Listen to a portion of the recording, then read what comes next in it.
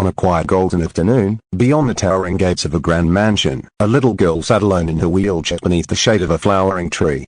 Her name was Amara. She had everything money could buy: beautiful dresses, expensive toys, private tutors, and a room filled with sparkling things from every corner of the world, but none of it could bring back the joy she had lost.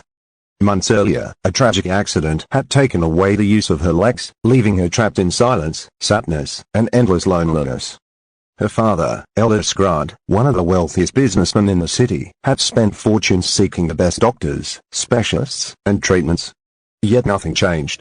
Amara no longer smiled. She no longer laughed. The bright spark in her eyes had faded into emptiness. Every day, Elders watched his daughter from the mansion window, his heart growing heavy. He would trade every dollar he earned just to hear her laugh once more. That same afternoon, just outside the mansion gates, a barefoot boy wandered slowly down the dusty road. His clothes were torn. His face was thin from hunger.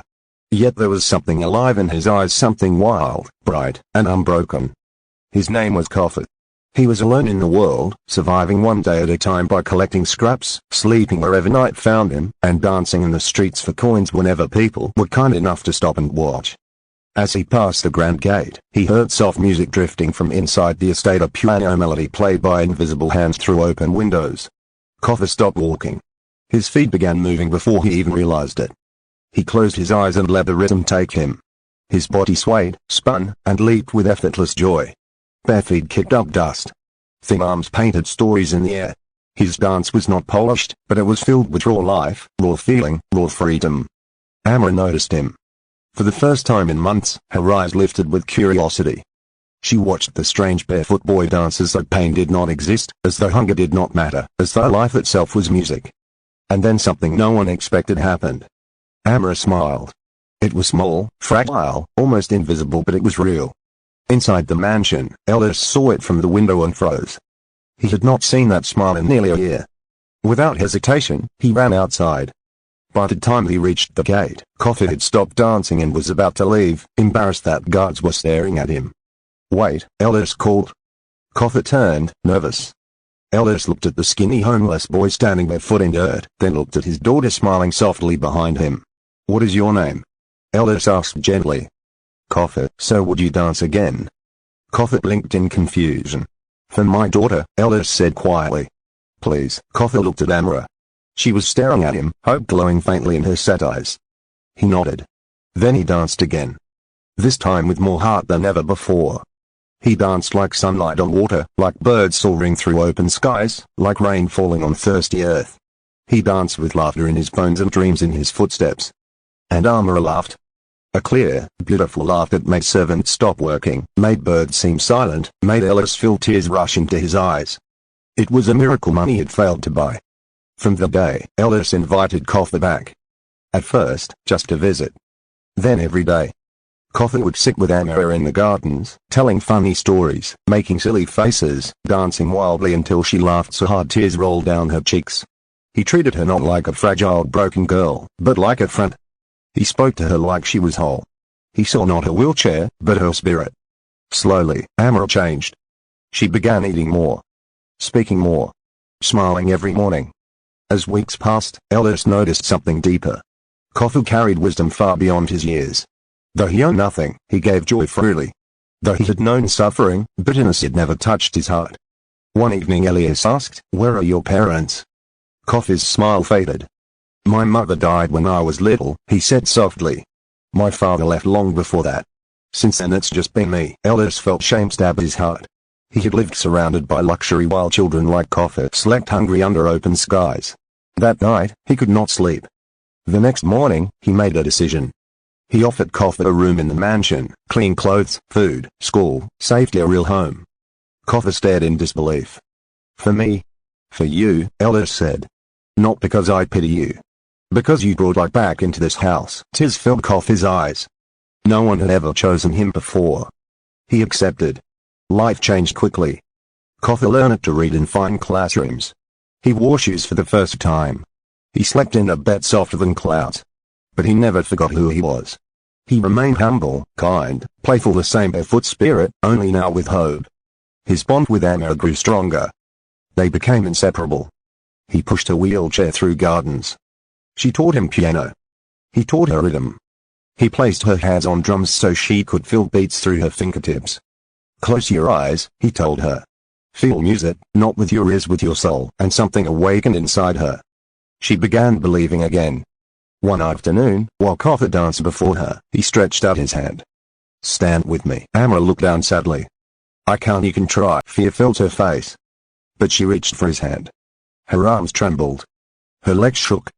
For one impossible moment, she stood. Only seconds. Then she fell back into the chair. But she stood. Ellis, watching secretly nearby, dropped to his knees in tears. Doctors had said impossible. Yet hope was doing what Metsum could not. Training began. Every day Koffer encouraged her. Every tiny movement became victory. 1 step. Then 2. Then 5. Pain came. Falls came. Tears came. But so did determination. Months later, beneath that same flowering tree where she once sat broken and silent, Amra walked slowly, shakily but on her own feet. Koffer stood beside her, smiling whiter than sunrise. Elders embraced them both, overwhelmed by gratitude. News of Amra's recovery spread everywhere. Reporters called it a miracle. Doctors called it unexplained. But Ellis knew the truth. The miracle had arrived barefoot, hungry, and dancing outside a gate. Yet the greatest surprise was still to come. Years later, Ellis built a foundation in Koffer's name, one that sheltered homeless children, educated them, fed them, and gave them dignity. Koffer, once forgotten by the world, became its brightest example of compassion.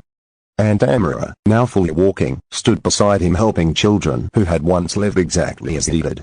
One evening, standing together before hundreds of smiling rescued children, Ellis whispered, "You saved my daughter." Koffer shook his head. "She saved me too, because sometimes, the poorest hands carry the richest gifts. Sometimes healing comes not from wealth, science, or power but from kindness, friendship, and the courage to see a light in someone everyone else overlooks. And sometimes, all it takes to change a life is a dance." The night rain fell hard over the city, turning dusty streets into rivers of mud and neon reflections. Under the cold glow of shop lights, people hurried past one another, protecting themselves from the storm, too busy to notice a small figure curled beneath a broken bus shelter. His name was Tano. He was 12 years old, thin as a reed, soaked to the bone, and hugging an old wooden drum wrapped in cloth as though it were treasure. To everyone else, it looked worthless. To him, it was the last gift his mother had left before took her away. When he played it, he remembered her smile. When he danced to its rhythm, he remembered what hope felt like. Across the city, in a palace-like mansion resting high on a green hill, another child stared into darkness from a giant bedroom window. Her name was Zare Kopp, daughter of billionaire Marcus Kopp, a man whose name opened doors in every country and whose wealth could build cities. Yet in that room, riches meant nothing. Zare had been sick for years. Her body was weak, her heart often unstable, and doctors surrounded her life with warnings: no running, no excitement, no stress, no risk. Her days were measured by medicine bottles, quiet rooms, and careful whispers. She lived protected, but not truly living. That night, Zare watched rain race down the glass and whispered softly, "I wish I knew what freedom feels like." Far below, Tano walked through the storm with his drum tied to his back, searching for shelter. Hungry and exhausted, he wandered near the Cole mansion gates. From inside came music, soft violin mixed with piano from a private evening gathering Marcus Kopp was hosting for wealthy guests. Tano stopped. Rhythm stirred in him like fire waking from ash. Without thinking, he untied his drum. His fingers tapped softly at first. Then louder. Then his feet moved. Rain splashed beneath him as he danced in the storm, wild spins, fearless leaps, quick stops, joy exploding through every movement. Thunder became part of his beat. Lightning painted silver flashes across his spinning body. It was raw, fierce, beautiful. From her high window, Zare saw him.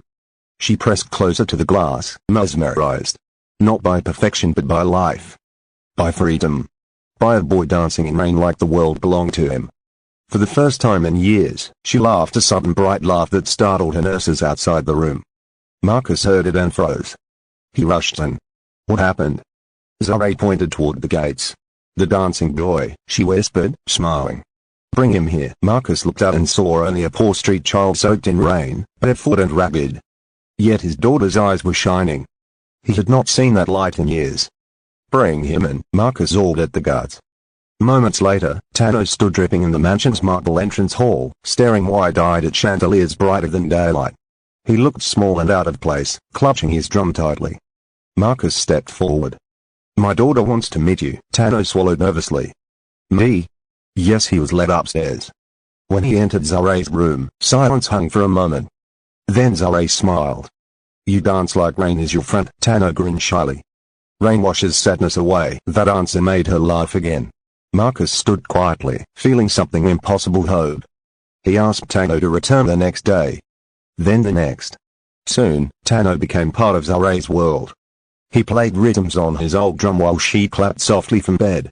He told stories of stars seen from rooftops, markets filled with songs, sunsets over dusty roads, and nights spent dancing under moonlight. He described struggle honestly but also beauty hidden in simple things. Zare listened like someone discovering another universe. "You have nothing," she once said quietly, "yet you sound richer than anyone I know." Tano tapped his chest.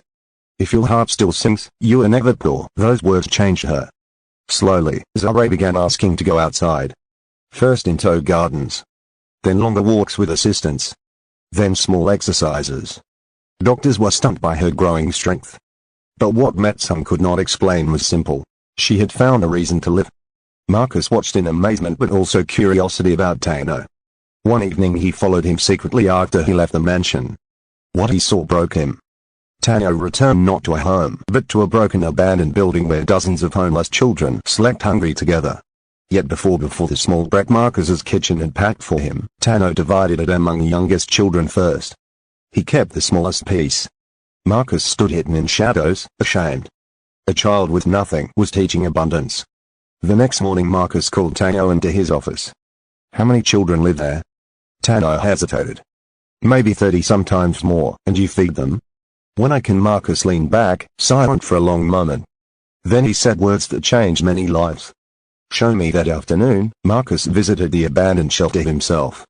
He saw thin faces, bare feet, quiet hunger, fearful eyes. He also saw children gather around Tano the moment he arrived, laughing because he made darkness lighter. Marcus made a decision on the spot. Within months, he funded homes, schools, food centers, and safe shelters for homeless children across the city. He named the project after Tano's mother, the woman whose old drum still carried hope. Meanwhile Zare grew stronger every week. One day she did something doctors had forbidden fears. She ran. Only a short distance across the garden lawn. But she ran laughing, chasing Tano as he danced ahead beating his drum. Marcus fell to tears watching. That night he told Tano, "You gave my daughter life." Tano smiled gently. She already had life. She only forgot how to feel it. Years passed. Zare became a woman known not for wealth, but for compassion. She helped build hospitals for poor children and schools where art, music, and dance healed broken spirits. Tano became famous not as a celebrity but as a symbol of hope. He traveled teaching children to express pain through rhythm, movement, and courage. Yet he never replaced his old crack drum. At every event, he carried it. At every stage, he played it. Because greatness had begun with nothing more than grief, hunger, and a heartbeat refusing to quit. One evening, before thousands gathered at a charity celebration, Zare stood beside Tano under bright lights. She asked softly, "Do you ever wish you had been born rich?" Tano looked at the crowd of children smiling because of what they had built together. Then he shook his head. "If I had been rich, I might never have learned how powerful a small gift can be." "What small gift?" He lifted his drum. A rhythm that helped one lonely girl smile. Zare's eyes filled with tears. Then music began. And there, before the world, Billionaire and orphan danced together not as symbols of wealth or poverty but as proof that joy can cross every wall built by money, fear, or pain. Because sometimes the one society ignores carries the song that heals everyone else.